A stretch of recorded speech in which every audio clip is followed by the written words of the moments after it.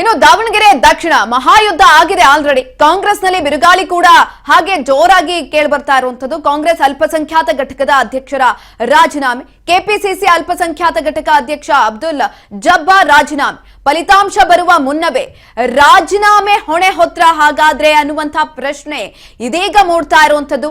ರಿಜ್ವಾನ್ ಆಗಿರ್ಬೋದು, ಸಲೀಂ ಅಹಮದ್ ಆಗಿರ್ಬೋದು, ಸುದ್ದಿಗೋಷ್ಠಿಯಿಂದ ಬೇಸತ್ತು ಹೋಗಿದ್ದಾರೆ ಜಬ್ಬಾರ್ ಅವರು. ಹಾಗಾಗಿ ರಾಜೀನಾಮೆಗೆ ಮುಂದಾಗ್ತಾ ಇರುವಂತದ್ದ ಅಲ್ಪಸಂಖ್ಯಾತ ಸಮುದಾಯದಲ್ಲಿ ಒಡಕು ಮೂಡ್ತಾ ಇದೆ. ಬೈ ಎಲೆಕ್ಷನ್ ಆಗಿದೆ. ಬೈ ಎಲೆಕ್ಷನ್ ನಿಂದ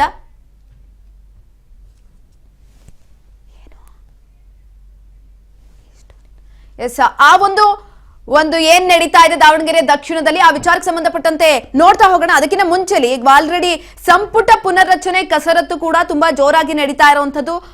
ಒತ್ತಾಯವನ್ನ ಮಾಡೋದಕ್ಕೆ ಇದೀಗ ದೆಹಲಿ ಟೂರ್ ಅನ್ನ ಕೂಡ ಹೋಗ್ತಾ ಇದ್ದಾರೆ. ಇದೇ ಸಂದರ್ಭದಲ್ಲಿ ವರಿಷ್ಠರ ಮುಂದೆ ಶಾಸಕರು ಡಿಮ್ಯಾಂಡ್ ಅನ್ನು ಕೂಡ ಇಡ್ತಾರೆ. ಇನ್ನೊಂದು ಕಡೆನಲ್ಲಿ ಮುಂದಿನ ಪಂಚಾಯಿತಿ ಆಗಿರ್ಬೋದು ಅಥವಾ ನಗರ ಸ್ಥಳೀಯ ಸಂಸ್ಥೆ ಚುನಾವಣೆಗಳಾಗಿರ್ಬೋದು, ಆ ಒಂದು ಚುನಾವಣೆಗಳು ಕೂಡ ಬರ್ತಾ ಇರೋದ್ರಿಂದ ಎಲ್ಲೋ ಒಂದ್ ಕಡೆ ಹೊಸಬರಿಗೆ ಅವಕಾಶವನ್ನ ಕೊಡಬೇಕು, ಹೊಸಬರಿಗೂ ಕೂಡ ಅವಕಾಶವನ್ನ ಕೊಡಿ ಅಂತ ಆ ವಾದವನ್ನ ಕೂಡ ಮಂಡಿಸುವ ಸಾಧ್ಯತೆ ಇದೆ. ಹಾಗಾಗಿ ಒಂದ್ ಕಡೆನಲ್ಲಿ ಹಿರಿಯ ಶಾಸಕರಿಗೂ ಕೂಡ ಅವಕಾಶವನ್ನ ಕೊಡಬೇಕು, ಅದರ ಜೊತೆಯಲ್ಲಿ ಹೊಸ ಮುಖಗಳಿಗೂ ಕೂಡ ಅವಕಾಶವನ್ನ ಕೊಡಬೇಕು ಅಂತ ಇದೆಲ್ಲವನ್ನ ಗಮನದಲ್ಲಿಟ್ಕೊಂಡು ಇದೀಗ ದೆಹಲಿ ದಂಡಯಾತ್ರೆಯನ್ನ ಹೋಗ್ತಾ ಇರುವಂತದ್ದು. ಹಲವರು ಹೋಗ್ತಾ ಇದ್ದಾರೆ. ಹೈಕಮಾಂಡ್ ಭೇಟಿಯಾಗೋದಕ್ಕೆ 23 ಶಾಸಕರು ಹೋಗ್ತಾ ಇರುವಂತದ್ದು ಒಟ್ಟು.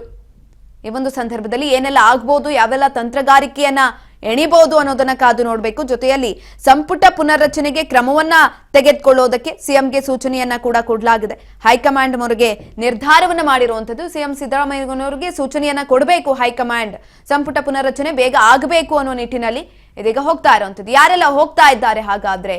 ಕೈ ಶಾಸಕರು ಡೆಲ್ಲಿ ಪೆರೇಡ್ ಅನ್ನ ಹೋಗ್ತಾ ಇರುವಂತದ್ದು. ರಾಘವೇಂದ್ರ ಐಟ್ನಾಳ್, ಪ್ರಿಯಾ ಕೃಷ್ಣ, ರಮೇಶ್ ಬಂಡಿ ಸಿದ್ದೇಗೌಡ, ಅಪ್ಪಾಜಿನ್ ನಾಡಗೌಡ, ವಿ ಶಿವಣ್ಣ, ಎಸ್ಎನ್ ನಾರಾಯಣಸ್ವಾಮಿ, ಅಶೋಕ್ ಪಠಣ್, ಹಂಪನಗೌಡ ಬಾದರ್ಲಿ, ಹೇಗೆ ಟೋಟಲ್ 23 ಶಾಸಕರು ಹೋಗ್ತಾ ಇರುವಂತದ್ದು ದೆಹಲಿ ದಂಡಯಾತ್ರೆ.